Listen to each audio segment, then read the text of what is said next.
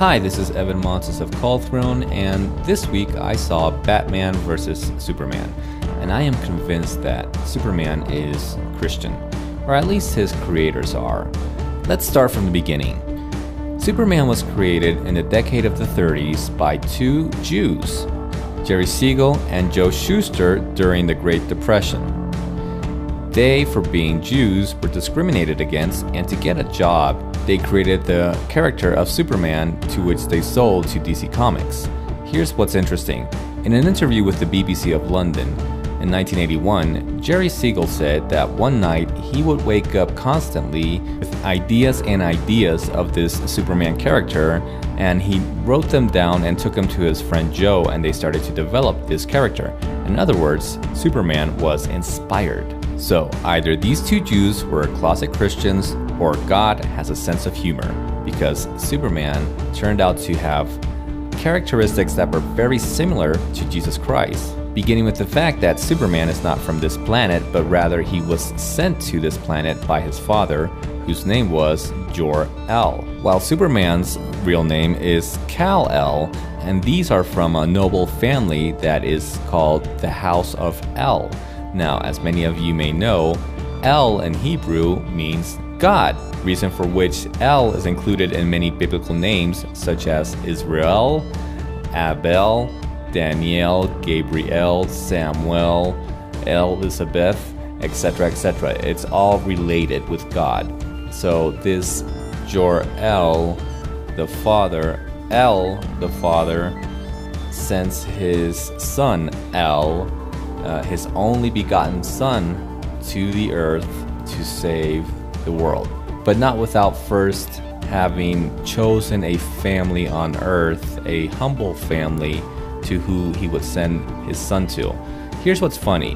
The Jews are very proud of their own, of the big achievements and successes they have had, and Superman definitely is one of those big achievements they've had. This is the most famous and successful superhero that has existed in the world of comics. And if there's something that Jews hate, is that us Christians come and we Christianize their Jewish things. But sometimes it's so easy. Like, for example, the ritual they invented for their Passover Seder, where they take one bread, they call it the bread of affliction, they break it in two, they wrap it in a white sheet, and they go and hide it somewhere in the house. They invented this for the Passover Seder, but there is no explanation as to why they do it.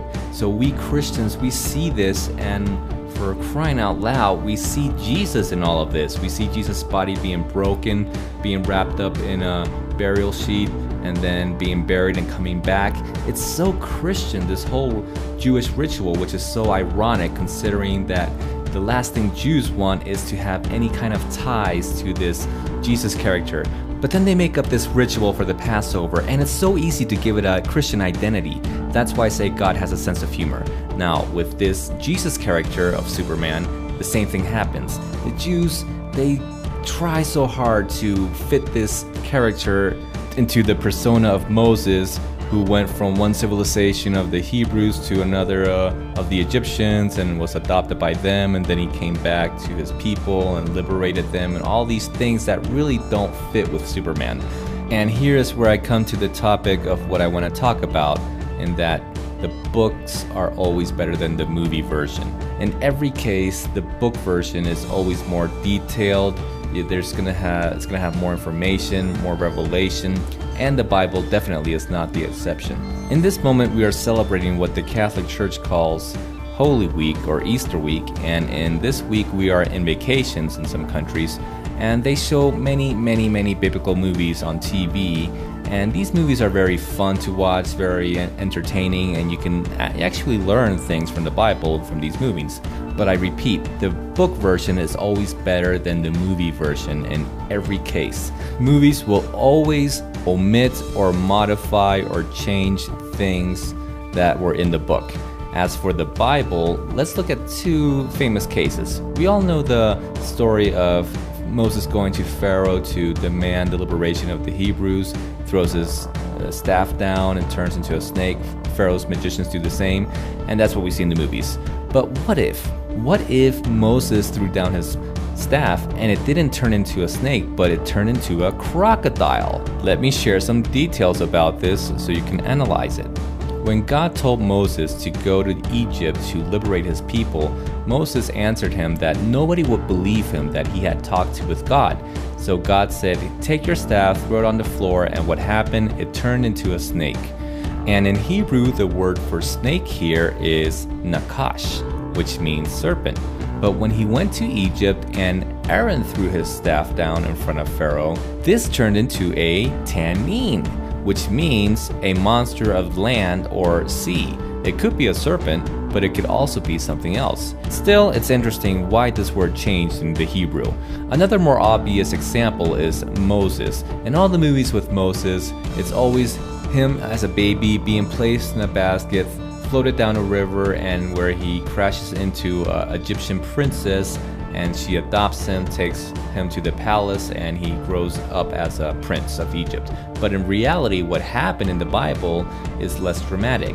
The mom of Moses put him in a basket, but in reeds at the bank of the river, she put him there where he could not move, and that's where he stayed stationary in the river. And then the Egyptian princess came with her servants. They started bathing, they heard the baby, and the sister of Moses went to the princess and asked her if she wanted one of the Hebrews to raise the child for her. The princess said yes. So the sister went to the mother, and the mother of Moses ended up raising her own child, and when he was a little bit bigger, he was given to the princess in her palace or whatever.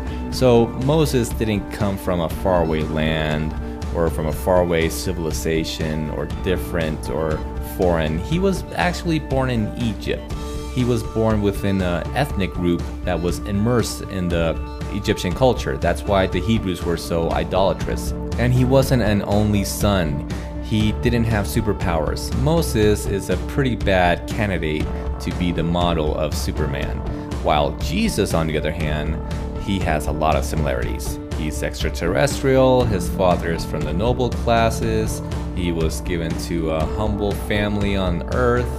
He has two natures. One is that he is part of the common people. Another is that he is a very powerful hero savior. And in the last two Superman movies, these have been saturated with symbolism and juxtapositions of Superman with Jesus Christ. But this one especially, this last movie, caught my attention because Superman is constantly being referred to as a god. This caught my attention because in this very moment, in the United States of America, there is a war against God. There has been a lot of efforts to erase the name of God and Jesus Christ from absolutely every government, state, and public institution. Every time there is a mention of God or Jesus Christ, there is some group that is agnostic or atheist or Satanist or progressive or secular that start crying out and claiming that their rights are being violated, that they are being discriminated against, that the Constitution is being violated, that it is against the law, and they demand and they legally threaten to have everything that is related to God or referring to God or Jesus Christ to be removed from every place that is educative, governmental, state, or public, with the argument that all of that is a violation to the separation of church and state. And they are having a lot of success.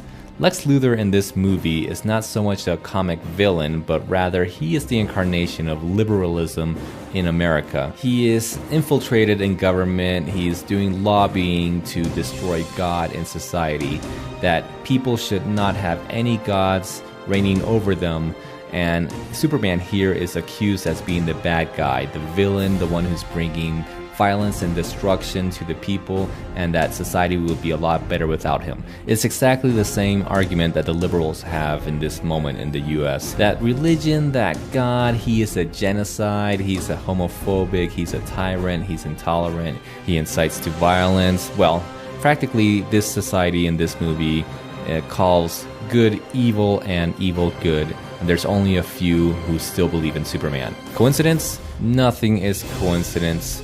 It's not a coincidence that Superman has similarities to Jesus Christ. It's not a coincidence that in this movie he is always referred to as a god. And it's not a coincidence that this movie comes out in Holy Week. Thanks for watching. Bye.